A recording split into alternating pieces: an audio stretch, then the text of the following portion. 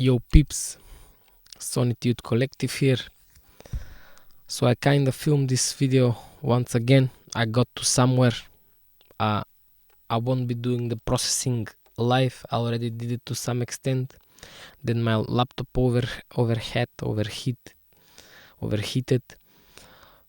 and I was filming in MP4, so basically that file is unrecoverable. I'm gonna go through it as much as I remember my thinking process. In the upcoming videos I will try to further explain my thinking process, every step I do, since I caught myself while watching some few videos that I kinda gap some points in thought. So this is another RETEC. We retake people's tracks from the internet and make them as best as possible technically, make them pop, make them sound professional. Mainly kick and bass, mainly tonal balance is all it is. All other stuff is pretty much unaudible.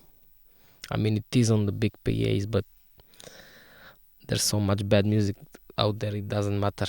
The problem is uniqueness. Every song sounds the same. Okay, so what do I do first? Right now I have 3 references. As you can see, this reference, the kick is too present.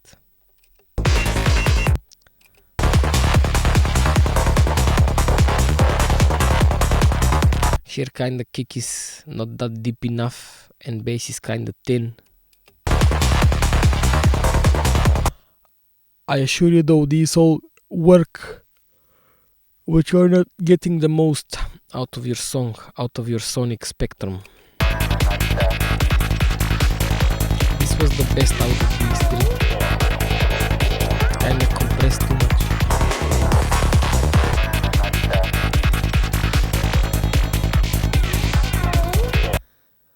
I chose this one, and unfortunately I chose a reference which was not the same key. This shows like F sharp, but it's 1M on the Camelot, which is A flat, I think. I don't know, doesn't really matter. The reference is just giving you a sense of space. Let's get these out.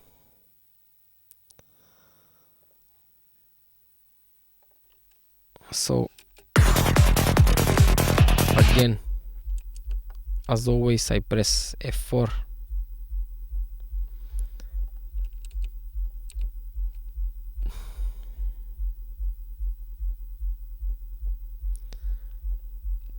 Check my analyzers. So basically it's kind of the same.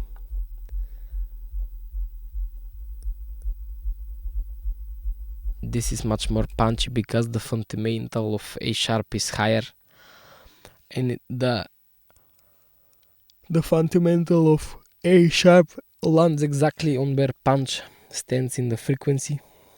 And if you get your envelopes right, you get natural punch, but you lack depth, kinda. You see how much deeper this feels? Actually, you have to go really loud to hear this. We're listening below 40 Hz.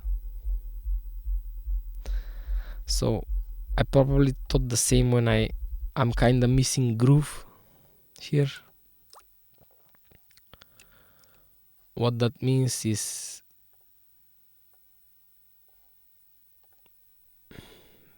let me just get this closer. By missing groove I mean there's a too big of a difference between the kick and the bass in the below 40 Hz area. Oh, what? Yeah, now because I did this. That's my fix, basically. You see?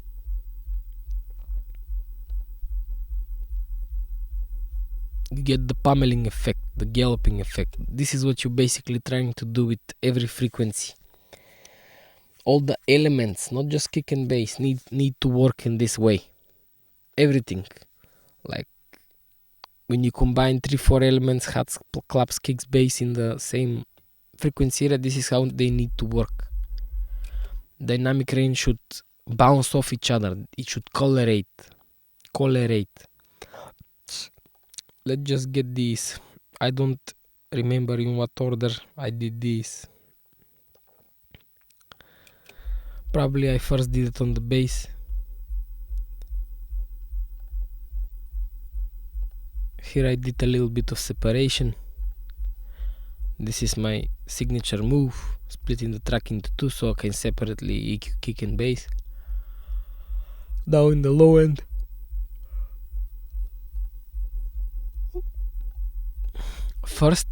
in the first video, I first actually tried doing this with R bass. Let's see here. You see, this guy is too low and I thought I'm missing content here. So I popped the air bass that got my guy up, but kinda made my bass dirty. So I first cut. This cut makes the kick more pronounced below. It gets a interplay. Kick extends lower than bass, basically. So they have a groove. And then I'm doing this. I'm doing 7 decibels of gain and 4 as in dynamic, basically 3. I'm gonna change the Pro Q. From now on I'm gonna try to use Kirchhoff. They're basically the same EQ, but I need some settings on this dynamic thingy. This keeps it simple. Yeah, we're gonna see. Why did I do this big of a boost? Oh, don't do that big of a boost, blah blah blah. It is there, the option is there because you can use it. So what am I saying? Basically, because this is so low, you can do this boost. In the initial video, let's see, which we lost. If I remove the filters, let me just not blow my ears.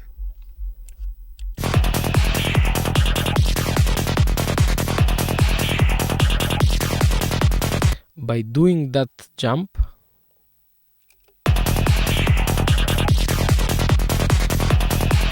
I just made my song. How many decibels louder? 0.4 decibels louder with a 7 dB boost plus a 3 dB boost dynamic. If that's not an internal investment in your song, I don't know what is. That means you missed space. If this is the ceiling, an imaginary ceiling where your kick hits below 40 Hz, this is where your bass was hitting. Okay? So I basically did this. I'm using up empty space in your mix. Okay, press F4 again. I mean, we're pretty much done with F4. Press 1.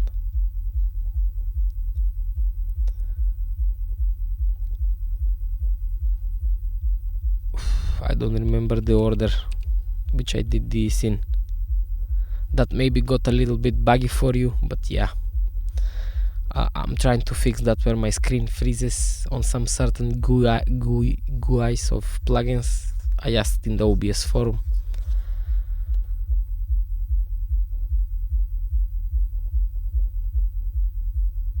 Yeah, this is next. So basically, what this does is,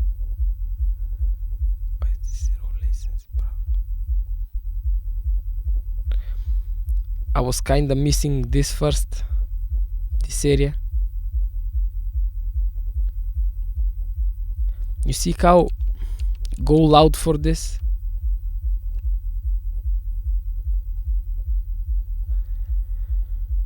Kick is kinda overpowered by the bass. Now kick is the lead. maybe a little bit too much.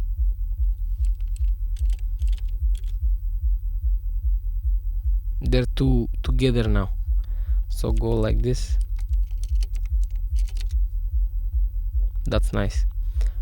Then I felt that kick was missing a little bit down here, because now I up this, kick feels stronger here, then I'm missing this.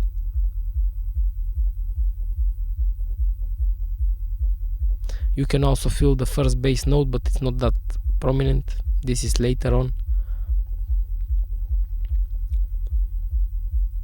Actually, in the original video, I did all this processing in 45 minutes. Now it's gonna probably take 20 minutes, but yeah, it is what it is.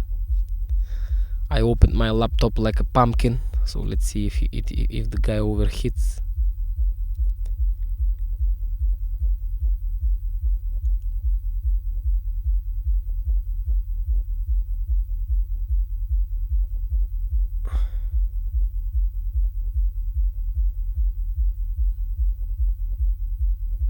Probably like this. Yeah, now I felt like the kick was a little bit too much. I did some compensation here.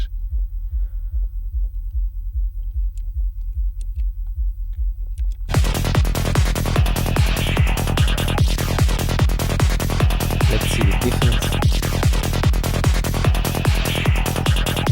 You don't have either kick nor bass. Now you have both.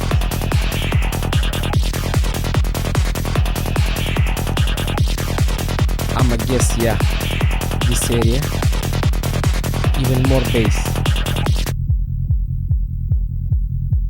Focus on the helicopter, the dugu dugu dugu dugu.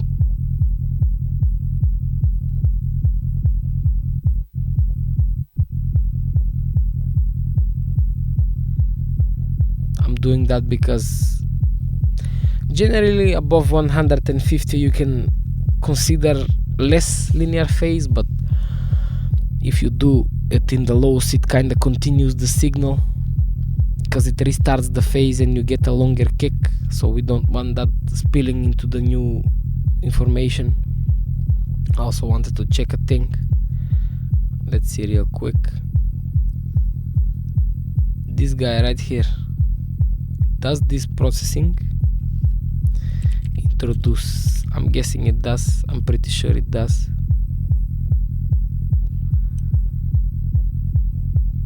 Yeah, so from 10 decibels of gain, that's how much spill do we get into the kick.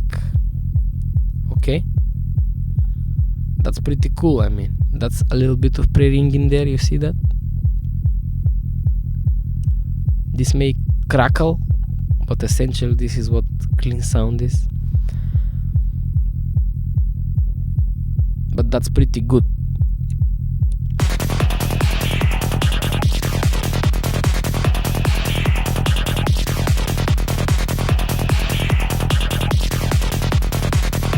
Up those guys. This guy.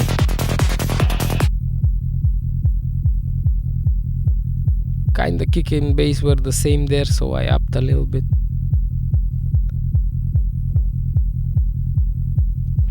Next.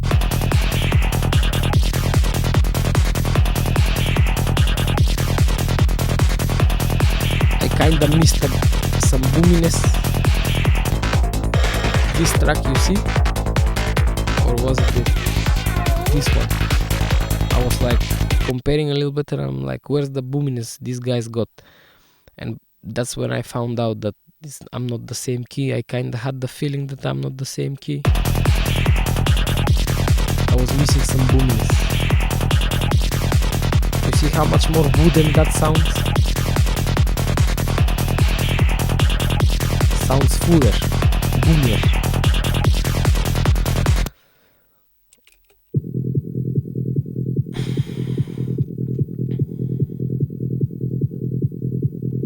I mean,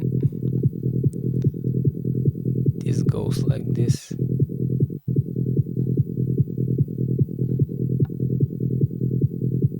I'm I'm kinda missing kick.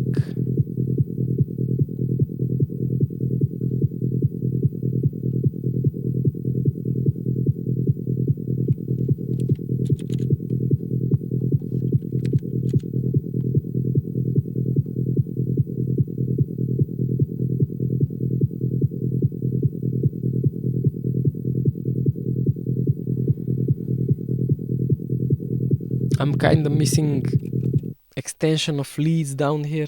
Like they could let's see. Yeah.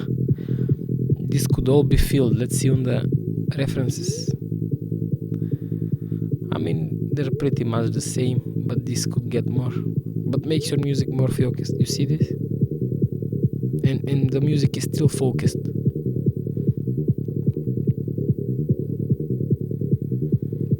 After a while doing this more and more and more, I first I needed to use analyzers more to see this stuff, because stereo field is kind of hard to listen even this really good space on the lower frequency, because they're not pointy, they're round.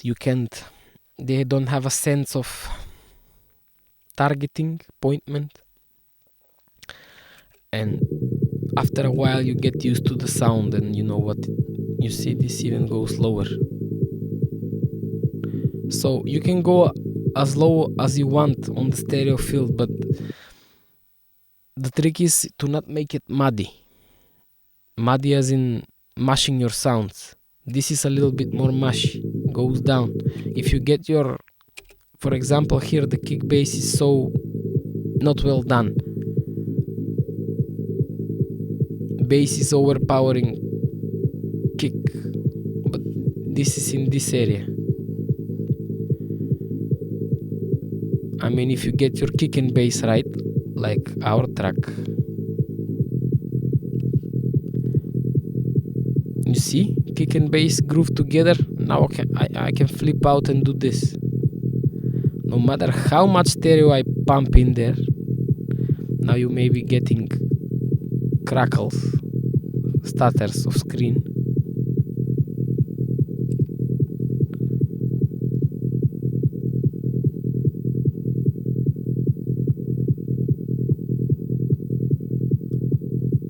That kick and bass is still pummeling.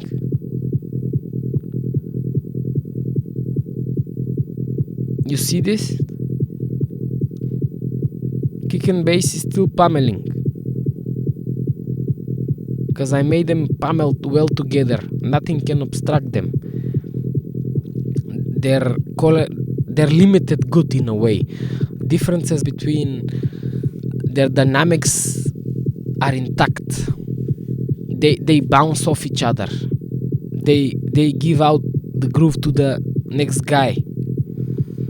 They pass their energy good to themselves in that area. That's what real good sound is actually. Passing your energy really well from sound to sound. That's what makes your groove. Having enough information in your spectrum to be passed around. Having enough, then passed around. If you have enough, you get mixes that are usually muddy, especially here.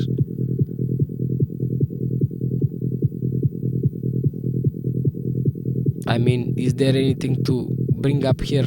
No. But yeah, it could be better.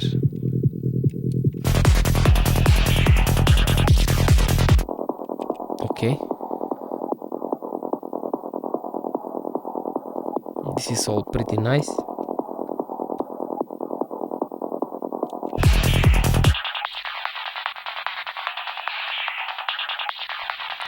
So our reference is weak here. Let's check it. I mean,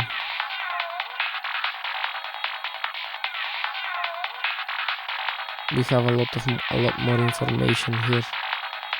It kind of jumps and goes back. Because the track is smashed, the difference between the stereo and the mids in the mono is kind of negligible, and there's a difference of 9 decibels. Our track is 7 decibels closer in the mids, in the monos and the stereos. Yeah, it's definitely noticeable now.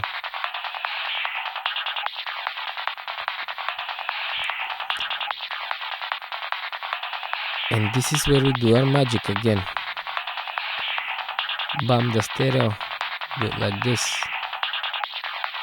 Now your kick and bass are where they should be, they're prominent. Maybe even do this.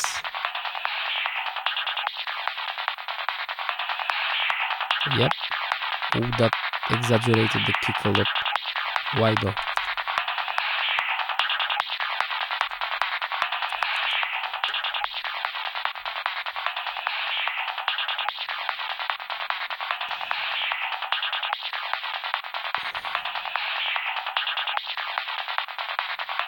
So bass is missing this frequency. This right here. 2K. Watch this.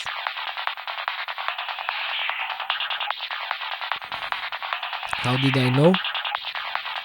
Because as I opened the Q, then the bass got. As I opened the Q on the lower, that's when the bass got more prominent. So how do I do this? That's gonna bring up the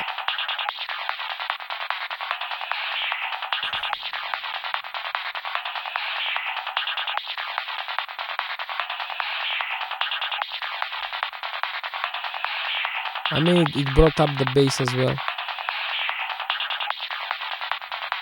I'm gonna take that. I get so much more on the bass than on the leads. So I basically went back up this part of the bass, and now I'm gonna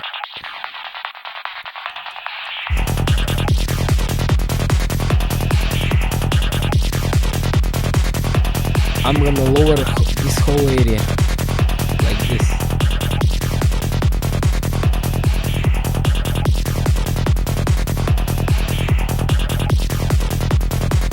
And now that gives us another problem.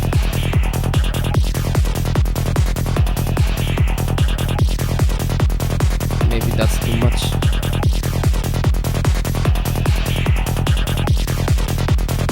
That tells us that this should probably, hats should be around here. That's the common theme.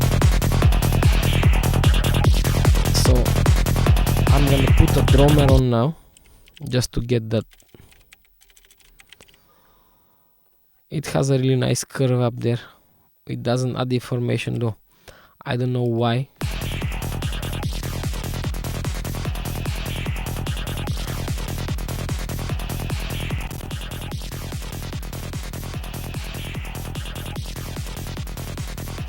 I always get this in every track.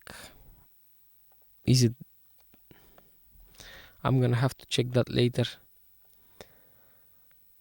Basically this is the same, the span, but without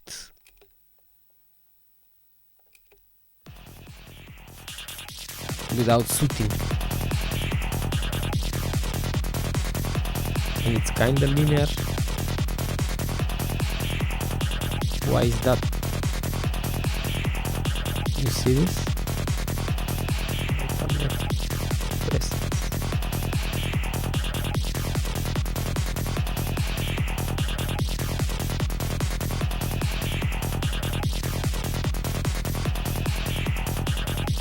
I'm gonna not bother with that now.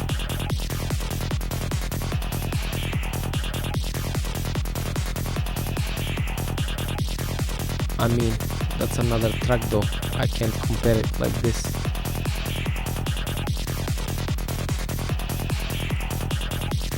Doesn't matter. Maybe it's the drummer.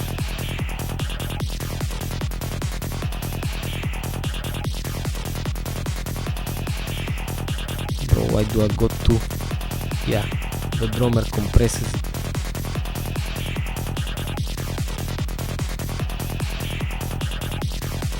You see this?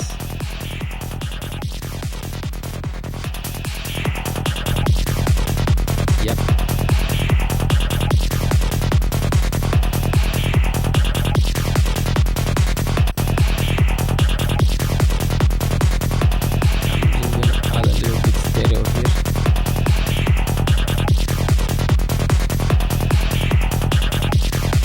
You see how that make the structure of the song more focused? It left space for the mono signal to breathe. Leads are still here, a little bit more stereo on them in the down areas, and kick and bass are still pummeling. They're kinda low though, they should extend much higher.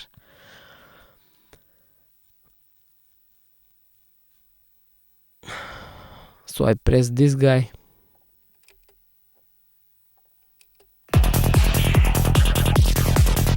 That does exactly what I need. So you can see that the highs are a little bit harsh when they get exaggerated by this guy.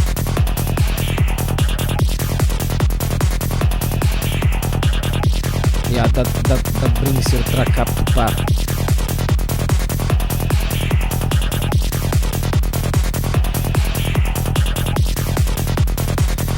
I usually added new information here every time I saw this. I mean, we're pretty much done. Kick and bass are in the same groove. I'm gonna go C2, since I watched some tutorials by Dan Voral, beginner compression thingies, and I'm gonna try some stuff. So low ratio. I'm gonna try this guy. I want power threshold. Okay.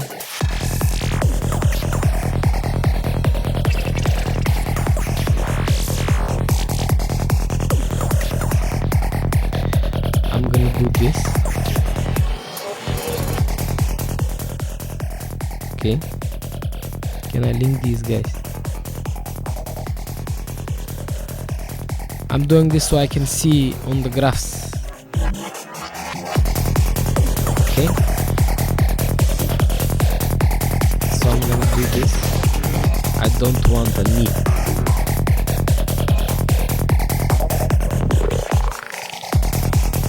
Huh?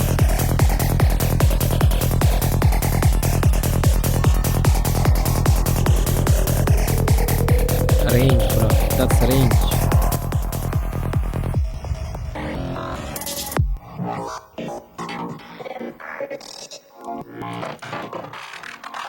We don't identify with what we see. But as a matter of fact, if there is nothing seen, there is no experience of a seer. If there is no seer, there is no experience of anything seen. They both go together in the same way as the black and white. So, slower release is natural, faster release is rigid.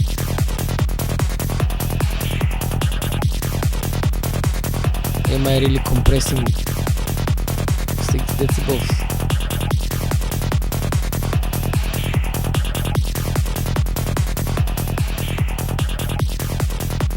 Wow.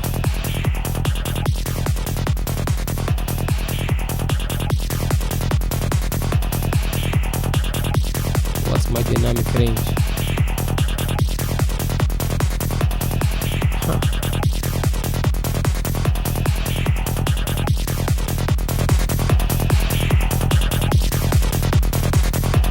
Getting more dynamics. That's because probably I'm exaggerating the transient.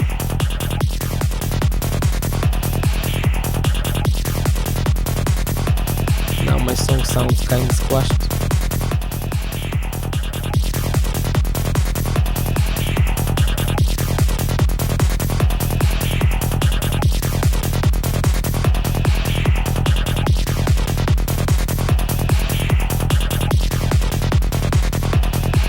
That kick is like too much.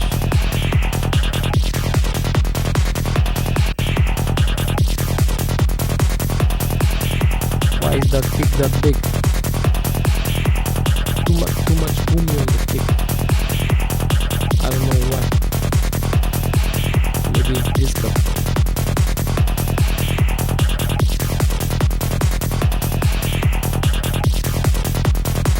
we are needing that something else, probably this.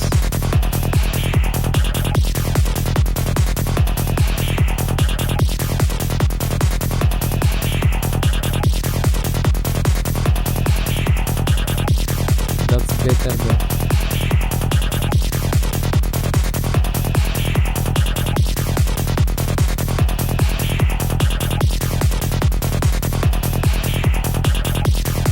Is it that? Maybe it's 100.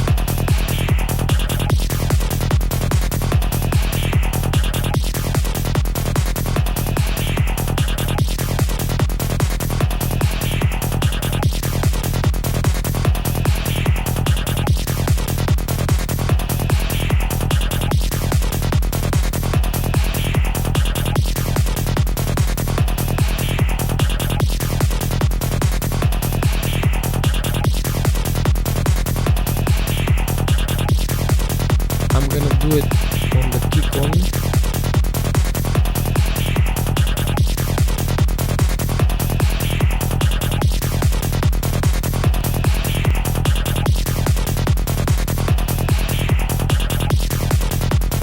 It's not this.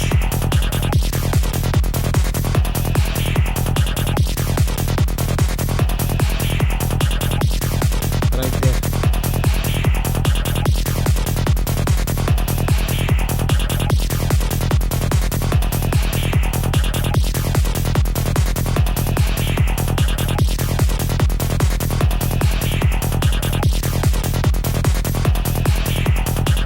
I mean, the Pro Q pretty much tells me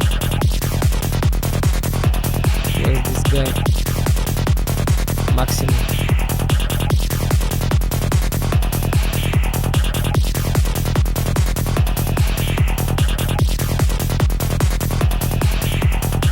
Yep, you see that how jumps out in the mix? I don't know if you will be able to hear this.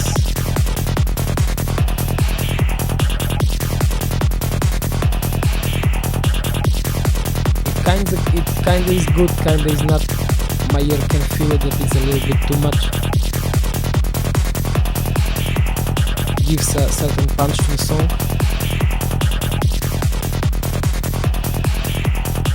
This is too much.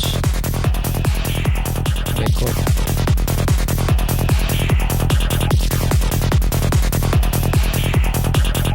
There is no compression now.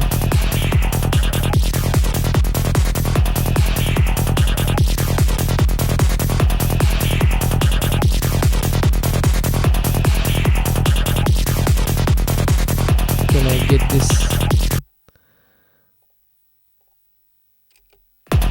Yep, that's better. This graph though. So oversampling. I watched like 10 videos on this thing today and I'm kind of still confused, but basically sometimes you want it, sometimes you don't. Basically it's extra frequency content, but not in harmonic way. It's like random. It's not random, but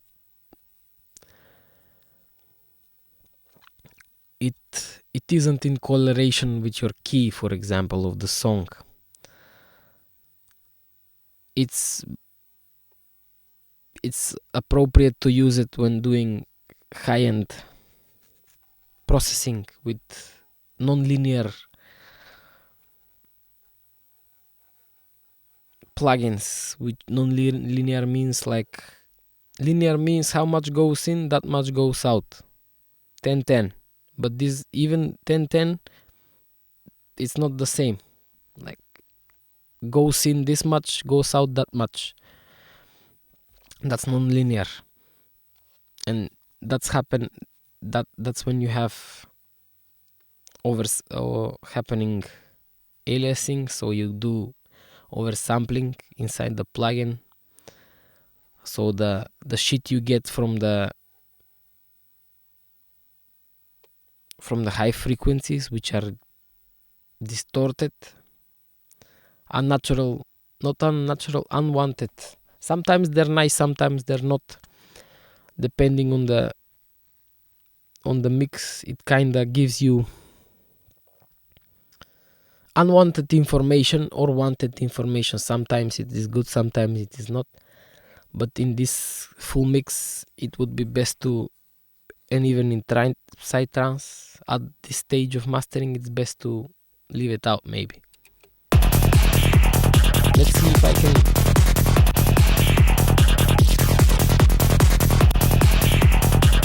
I wanna say I can hear it.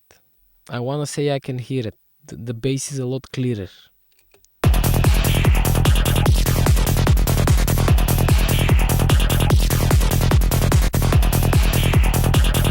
I sense some pristiness in the music, I don't know. Doesn't really matter, don't stress over it.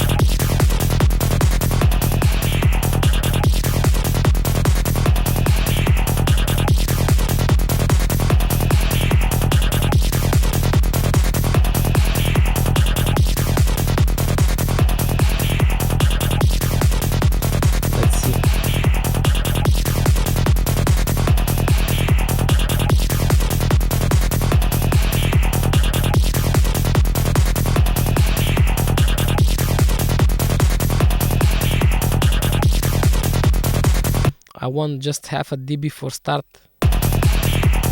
compression.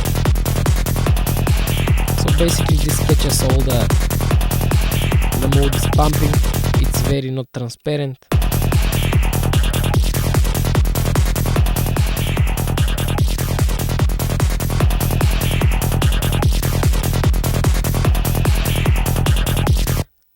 Let's get the sidechain.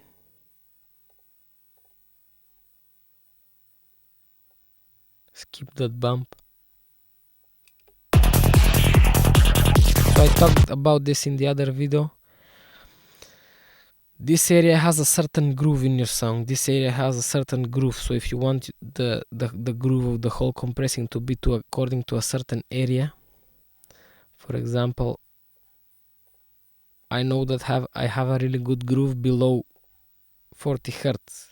Okay, a really good groove below 40 Hertz.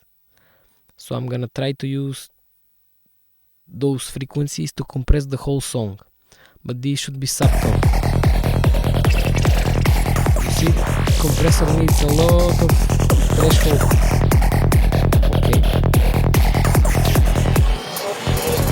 So basically what I'm now doing, because the threshold is so low on those frequencies, this is what non-linearity means. I'm getting distortion. But listen to that groove. I can probably skip the distortion by doing this. Not that one. You hide this guy. So I do this. This. What?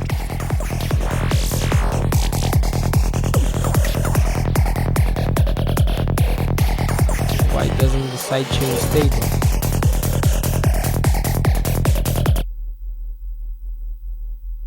I can audition it, that's good. Sidechain level. Okay. That's cool.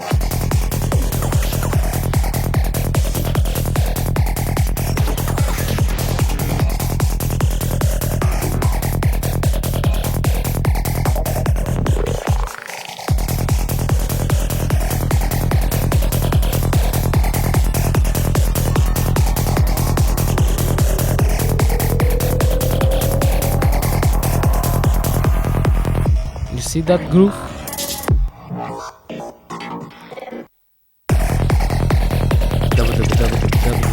It's getting the groove of the let's audition.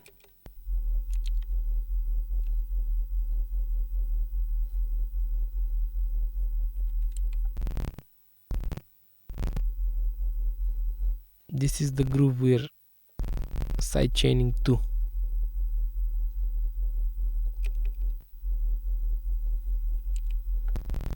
I don't know why it's all together. Laptop sounds fine.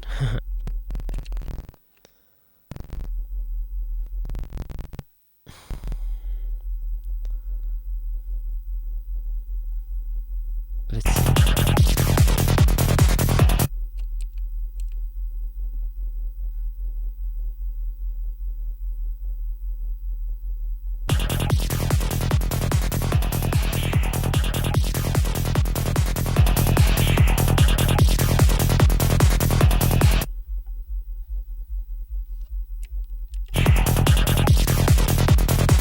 I don't know why the compressor sees it differently.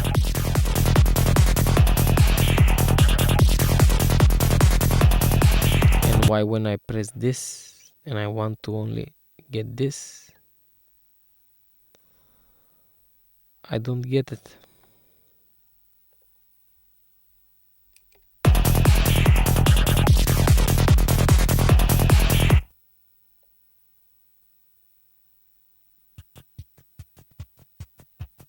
That's the groove I'm getting.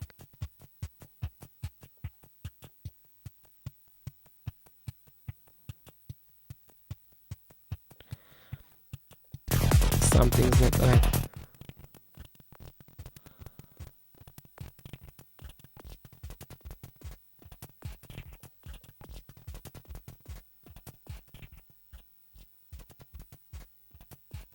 That's the groove I'm getting.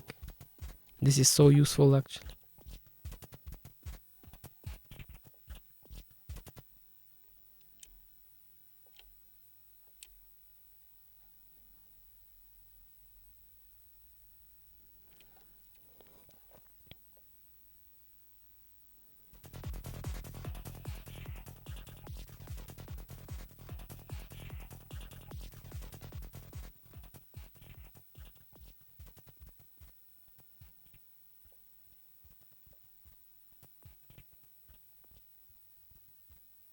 I'm only compressing the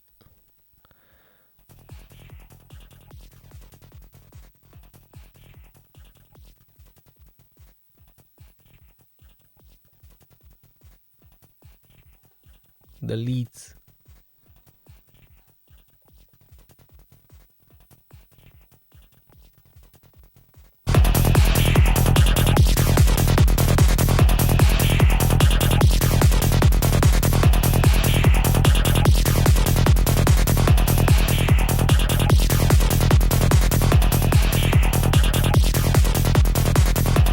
Let's see.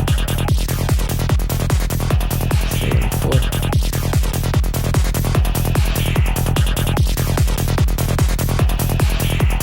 6/5. Basically do this.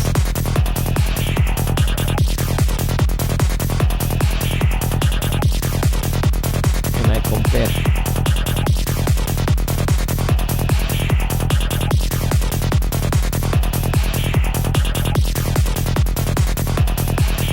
I mean, do I really need it?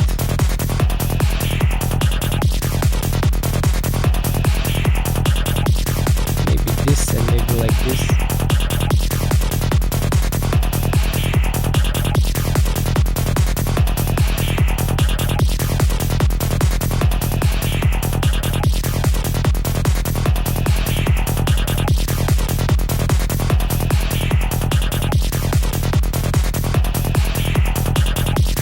Makes my bass way louder.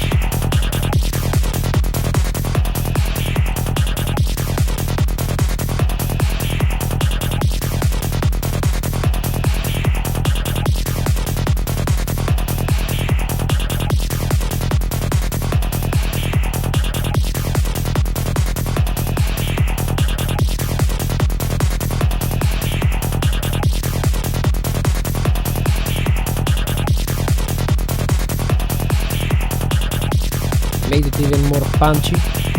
Let's see.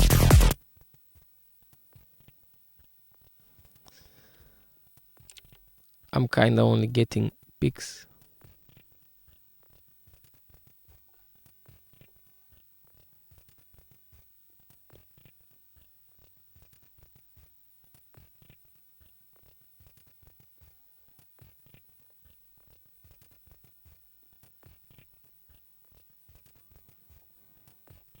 pumping shouldn't be done this fast.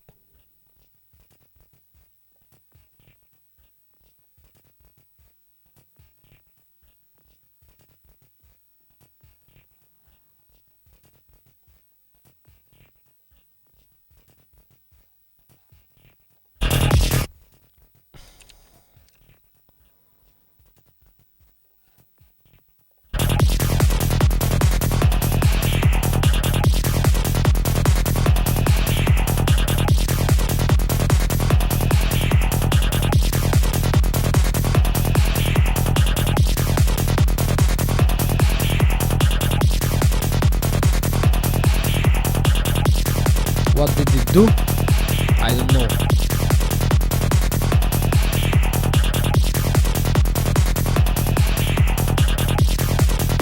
Kinda exaggerated the kick.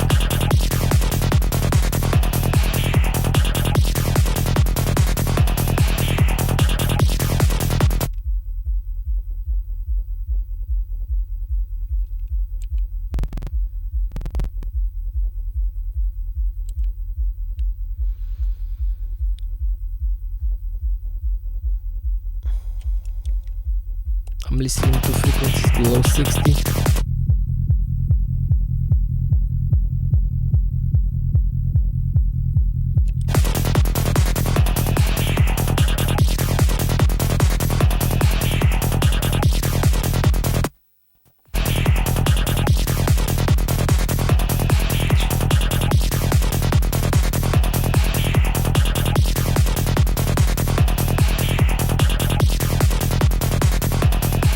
Now it's more rolling.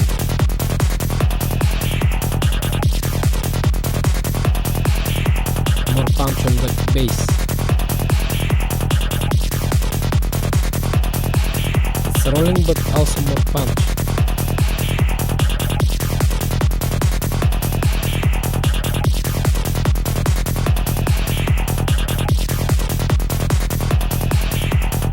It kinda kills the sub of the bass.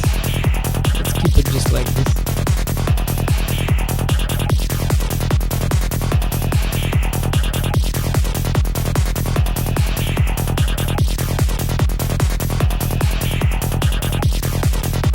This is nice. This is kind of slowing the track down.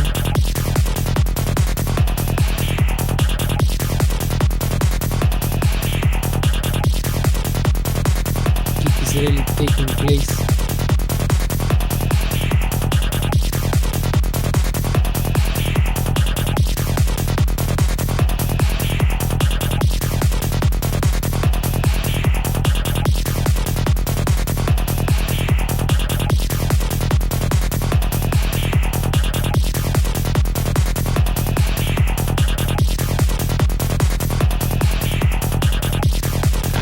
Does the bass a little bit, not really important, needs work. What's the thing next? I'm gonna pop really loud really quick so I can see if I can, do I need any more saturation. Usually that's how you can hear.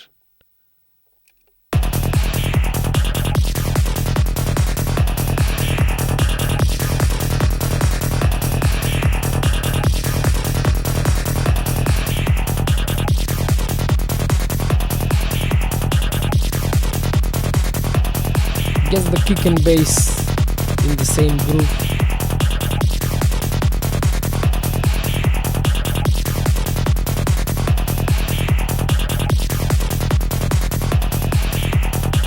Kinda shortens the kick.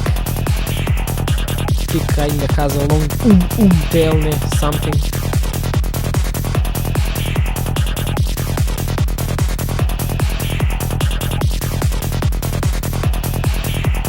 The guys on the sides could use a little more reverb. They're kinda too dry, more spatial effects need in this. I mean, it's pretty warm in the bass.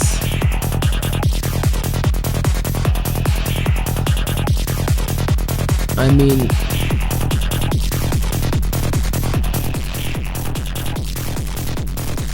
This is a nice trick to see if your kick and bass are punching well together. You see that? Because it compresses them too much and it distorts them, you get a sense of are they together.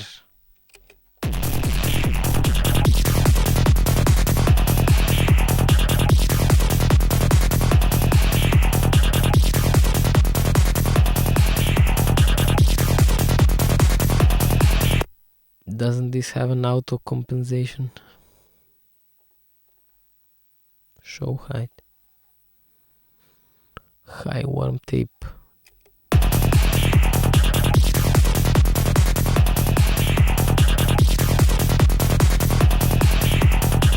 that's not the same loudness. That's the problem. Sounds better because it's louder.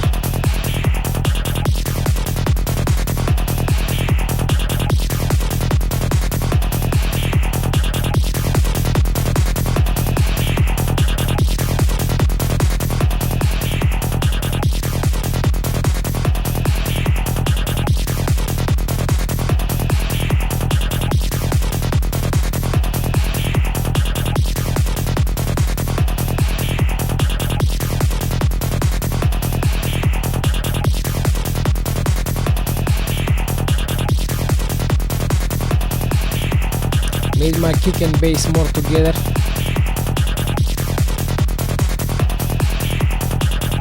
But kinda castrated the highs. That's what warm is. You see that? Right here. You see? Just a little bit.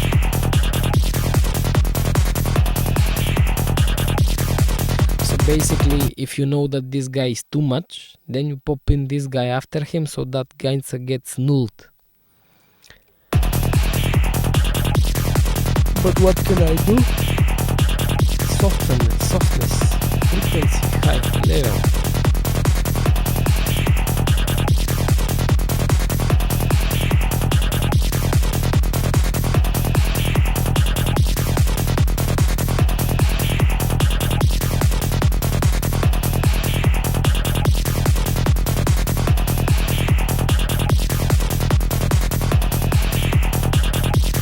That gave density to the low end. Listen to the kick. Kick is much more prominent.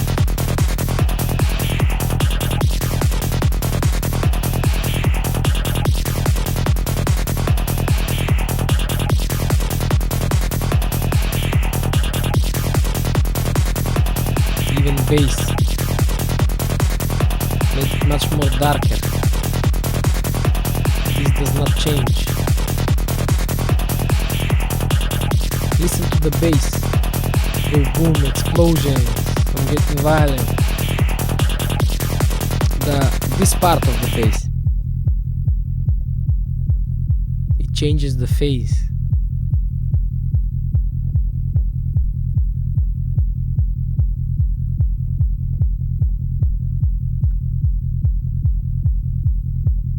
Listen to the kick as well, how bigger it gets.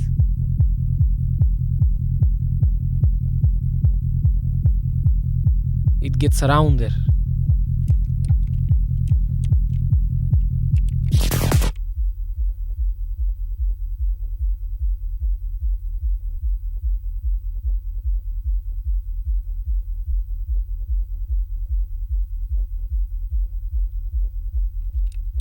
Kinda glues the track a little bit more.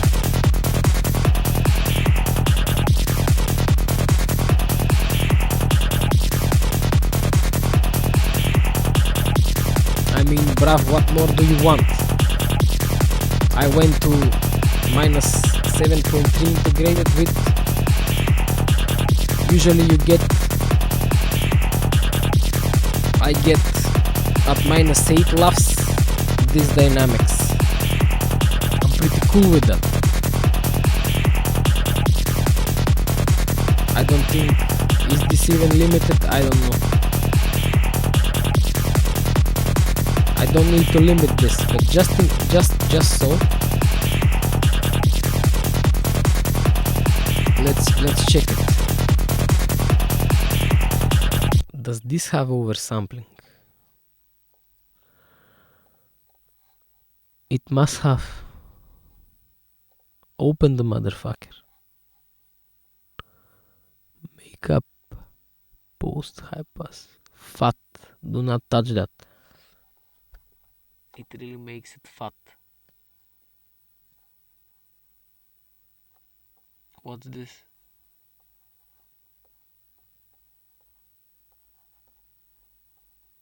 Oh no.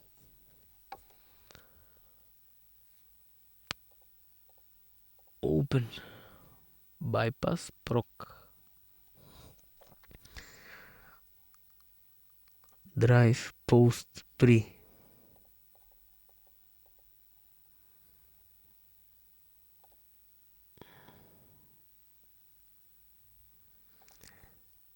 Guess it doesn't.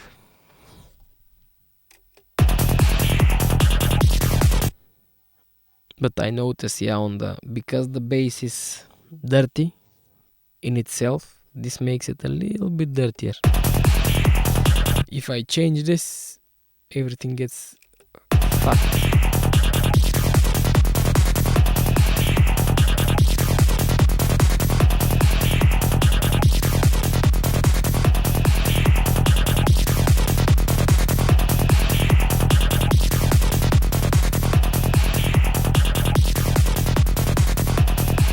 This makes the sound rounder.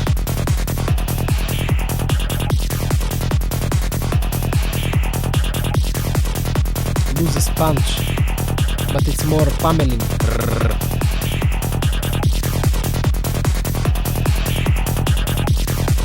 Distorted.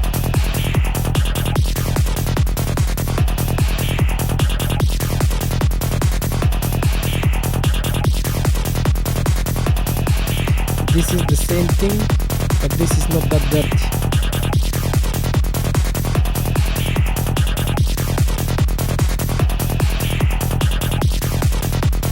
And it opens up the bass a little more.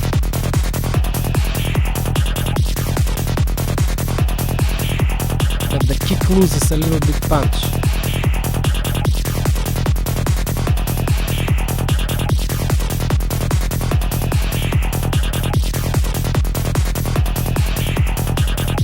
Do you want kick? Do you want bass?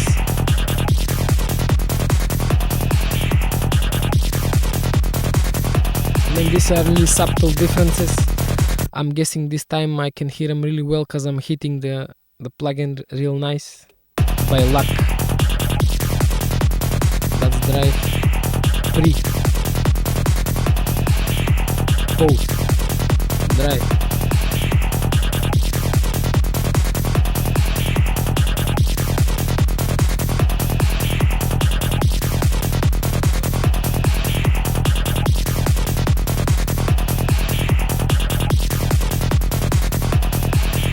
I'm gonna go with modern. Pretty much that's all. Let's see what we did. From this.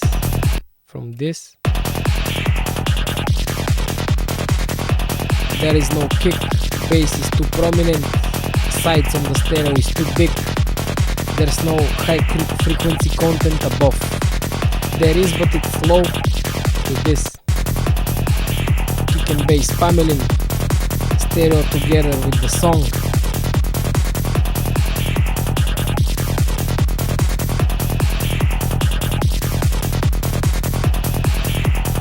The stereo could extend a little bit lower, so kick and bass don't feel that alone out there.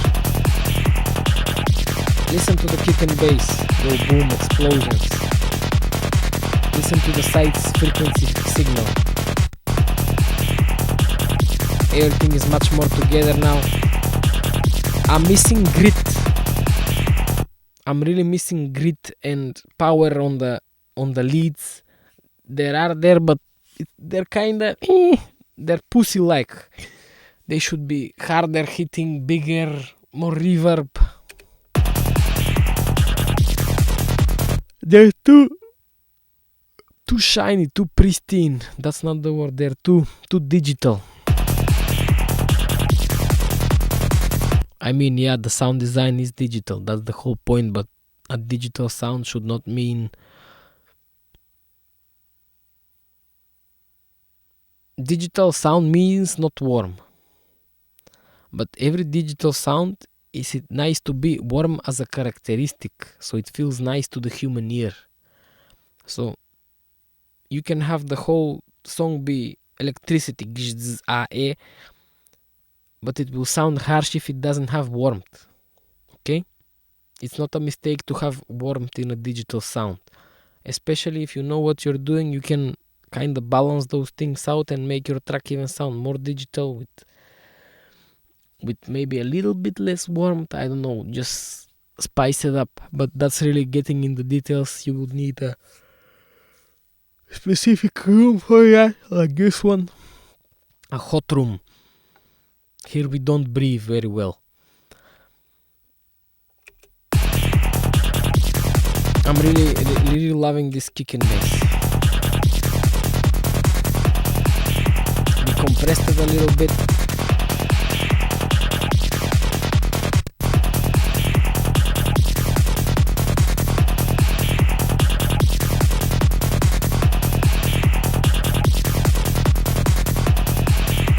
That killed the bass a little bit, but tamed the kick.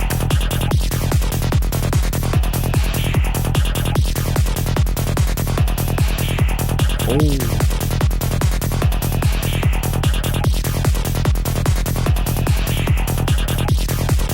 Listen to the difference in kick and bass.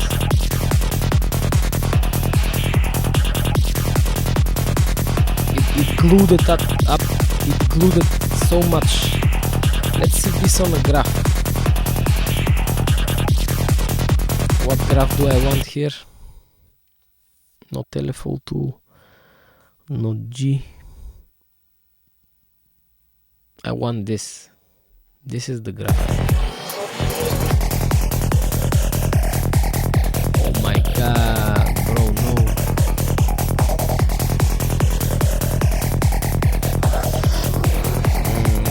That's a mistake and a half. This guy was clipping.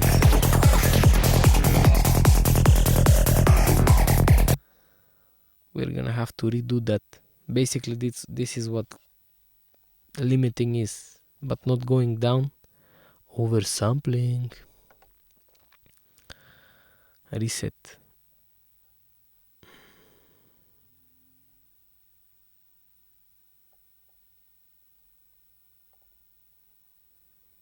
Outpace.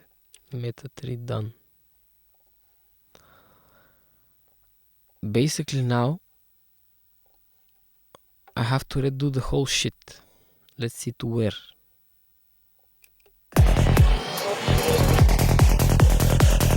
Basically the whole thing.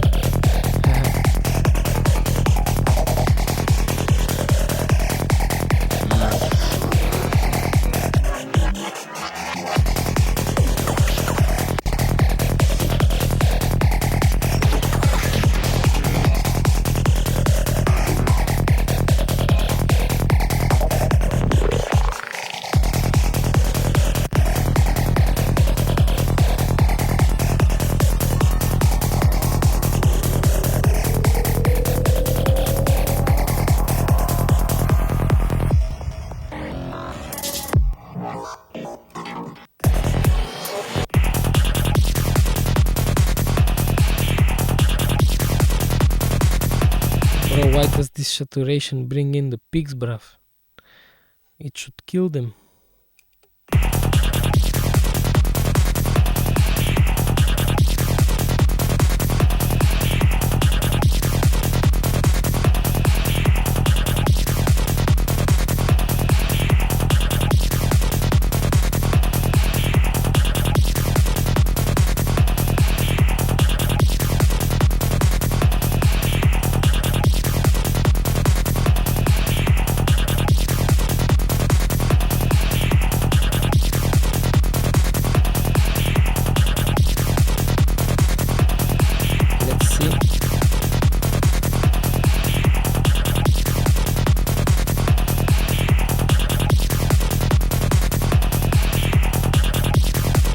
more dynamic range, bro.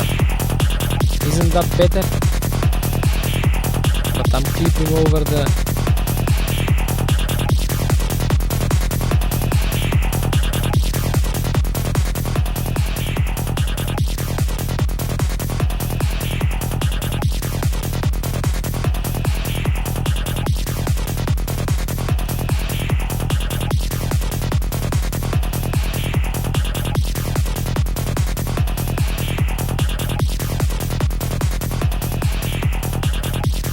So that's what the red means.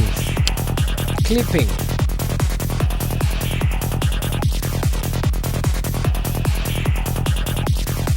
But I actually clipped it in a good way.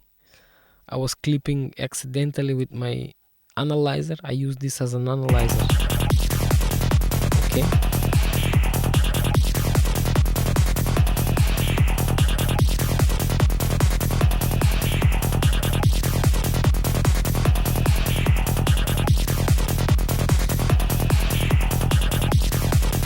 I mean, do it now.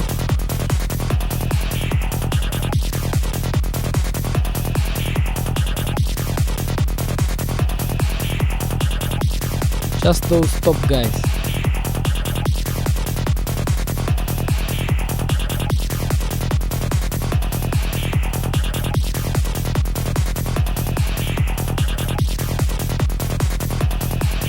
I can even do this.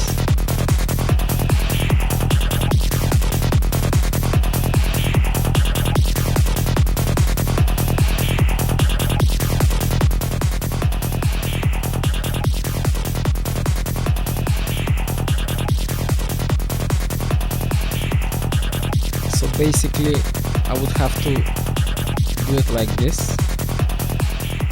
-5. Then saturate it.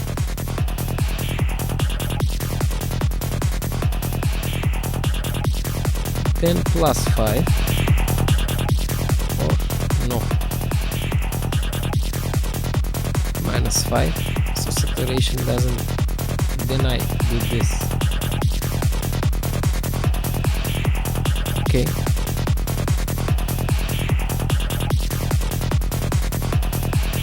So am I getting the same thing before and after?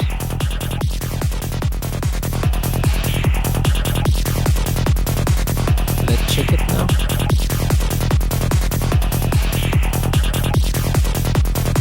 I'm clipping again.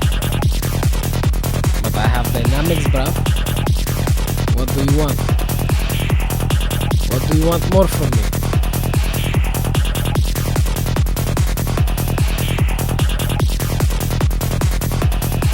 I'm basically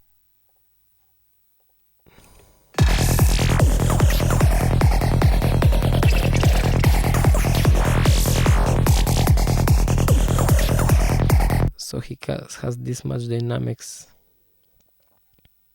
Basically this is that. So I have a pop a limiter on.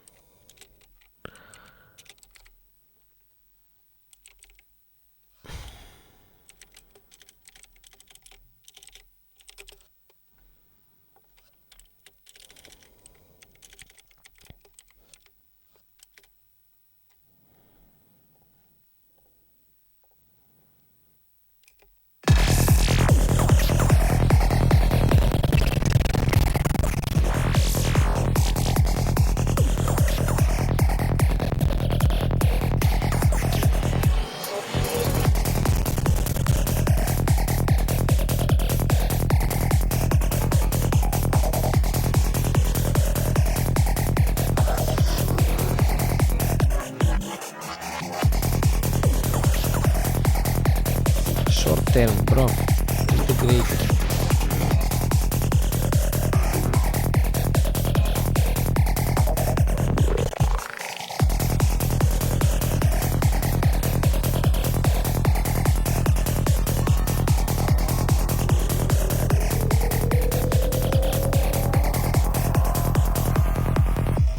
So am I having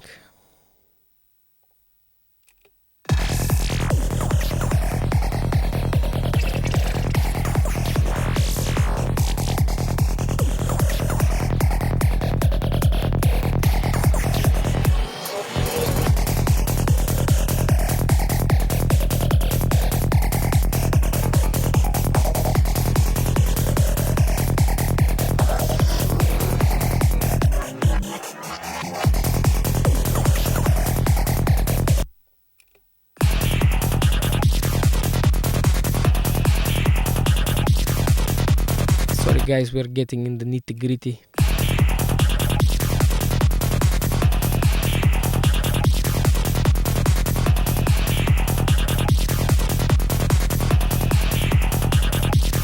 But why does this show different though?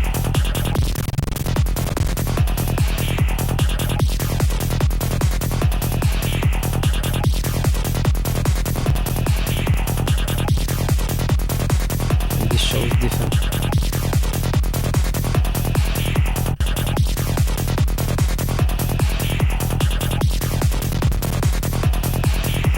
I don't get it, but that's pretty cool.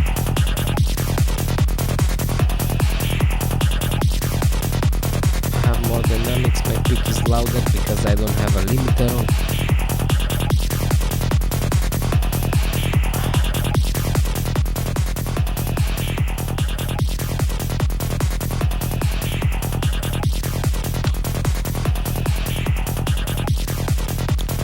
Try a limiter like this.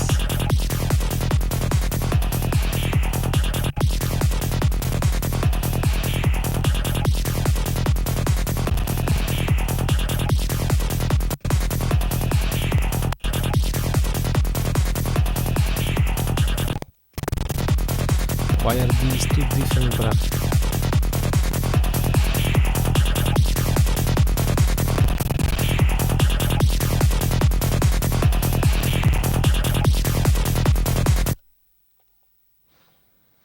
It's probably this.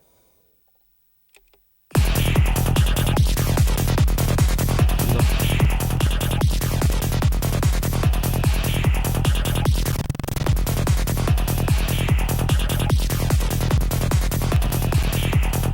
Where is this guy coming from?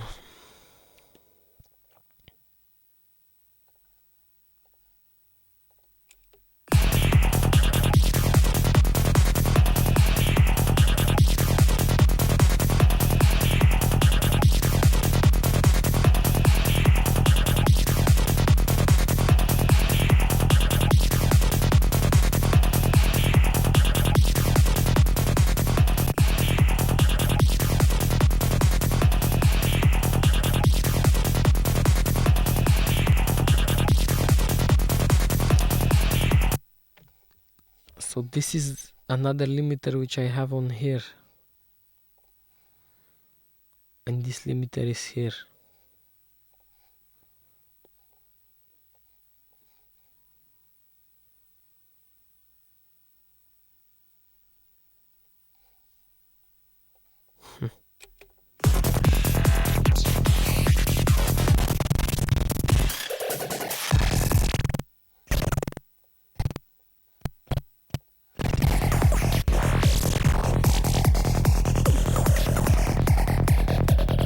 Where does this guy get?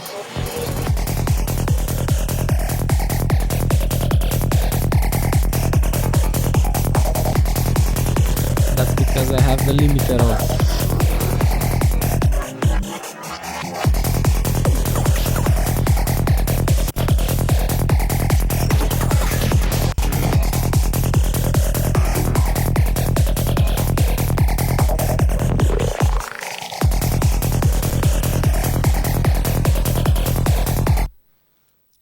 Is there an input on this guy? That's not how things work, do they?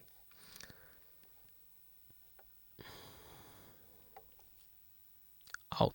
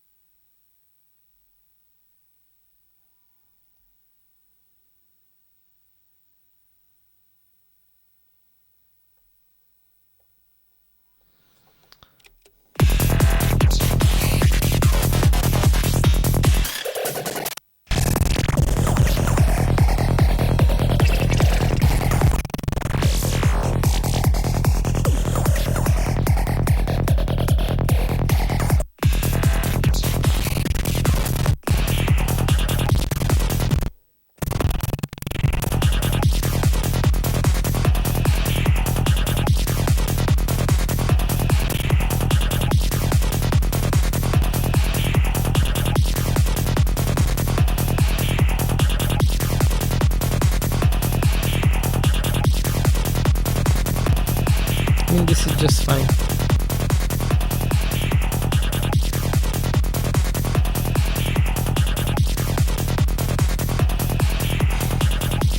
Why did I delete the standard clip though?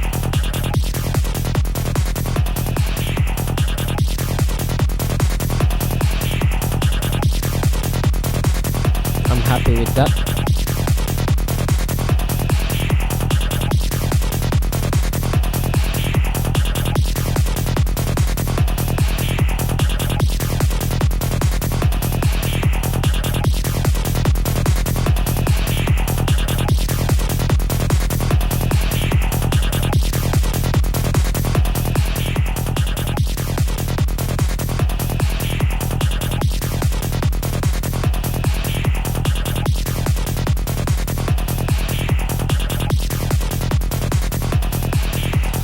Basically, if I squash my track more, I can get it to this level. Picks will stay the same, but dynamics will get squashed just by 1 decibel. It's the same shit. This sounds much more squashed though. This is kinda much more well made. That's because this track is like not so greatly mixed. It's not made with the intent of, with the thought in mind of good dynamic, as the thing I talked about in the beginning, how sounds jump off each other. They not transfer, but you know where runners give out that thing on the Olympics? Gives. That thing. That's how energy works in your music. So the runners in this guy's track are not that well coordinated. These runners are well coordinated, which basically means the dynamic range is betterly made. In a sense, it is already compressed without the limiter. It's well made, so it sounds like the limiter got it well together. So that's why this track sounds better with not much, with 1 more decibel of headroom and more dynamic range, while this is more, while the up track is more squashed. It is more loud, but sounds more loud. That's a lie though. Basically what I'm trying to say, let's squash it by 1 more decibel. Let's see how they sound.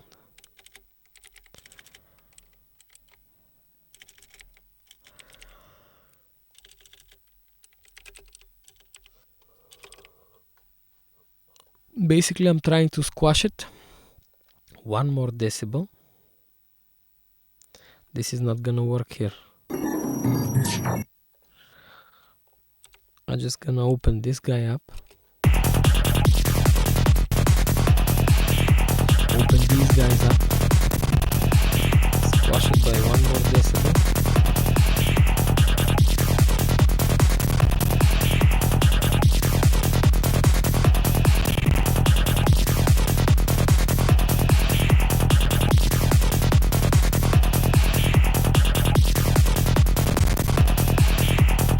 Get this guy out.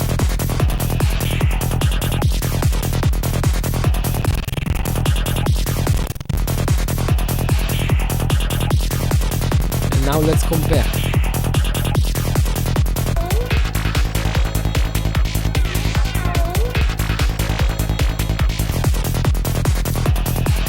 Again, now they're squashed the same, their dynamics are the same, but this track sounds much more dynamic, this one.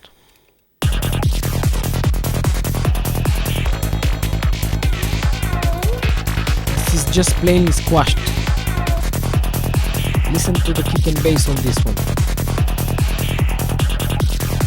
There's so much less squashing needed to be done by the limiter just because the sounds were mixed and combined well together, so they don't need to be squashed by the limiter that much. The limiter does not need to work that much.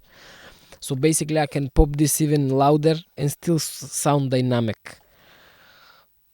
basically if you work out nice your envelopes, your dynamics of the song, the limiter won't have to work as much to get them together. So basically, if you have your kick here and your bass here, the limiter would have to squash a lot of them to make them sound like they're together. But if you have your kick here and your bass here, the limiter would have to work a little bit to get the same results, and you get a much more dynamic song, because you were thinking in the beginning with the limiter of the master in mind.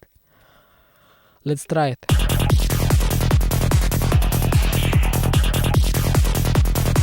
Two more.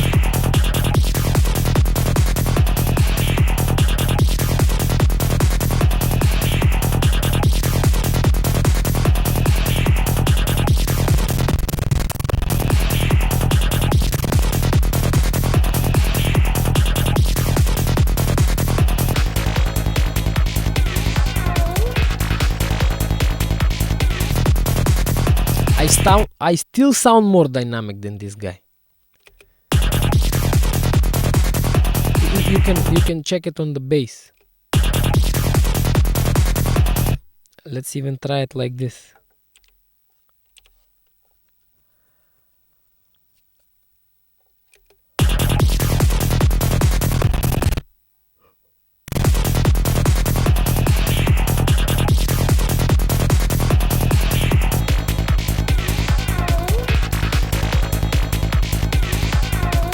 But now we're not doing a fair comparison though.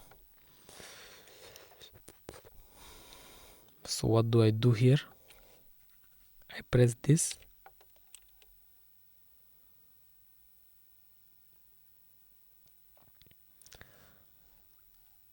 I'm just gonna lower this guy or bring him up, but that's gonna bring up his, doesn't matter. Is it gonna distort? We'll see. How much? That's 2. This much, maybe? Yeah, it distorts. You see what I'm trying to say? We're not gonna bring it up, we're gonna limit it even more. Limit his track.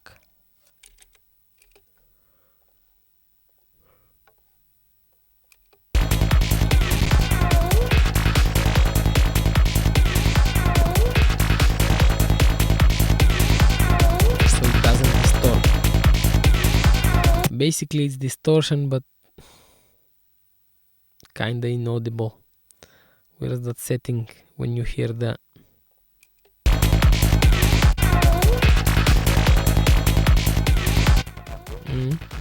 Isn't this distortion?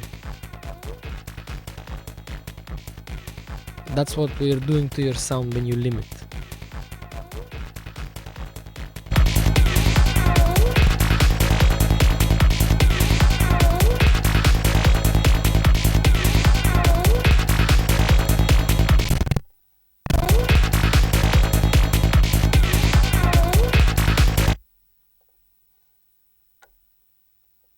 Don't do this to your music, this is too much.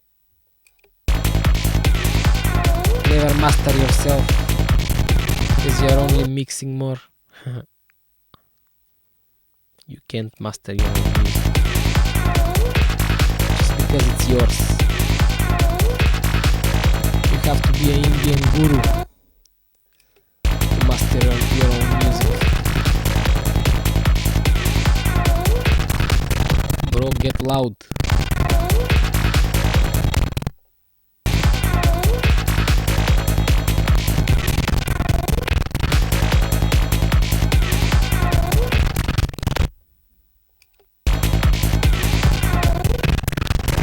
Okay.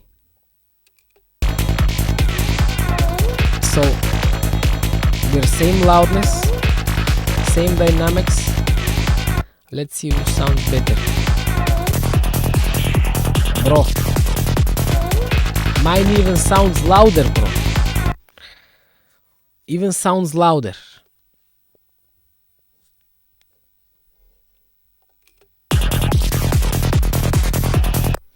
because the dynamics are working much more efficiently.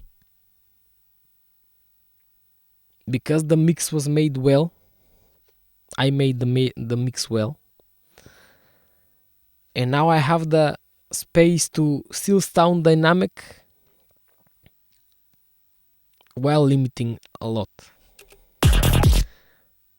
Basically, my track will sound louder and more dynamic than your track. I mean, this is lifeless. This is starting to lose sub.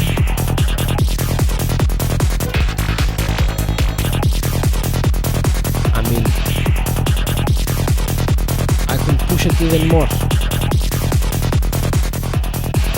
and still sound good. Now we're taking life out.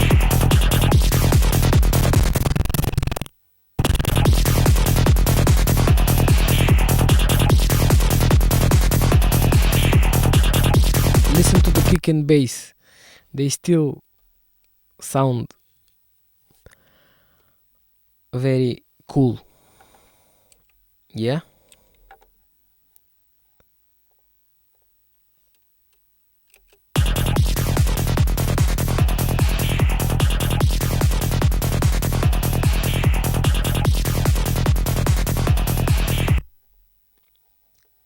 Thank you peeps for watching. That was a cool one at the end. We tested some stuff, proved some things. Again,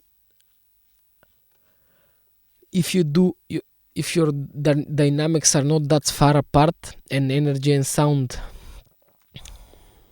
what's the word, bounces off nicely in the final mix down of each other, they have a nice interplay. The whole sonic spectrum is full at a certain point. You can get much more loudness with the same dynamics. Yeah, basically that's what it is. Very cool. Thank you. See you in another one.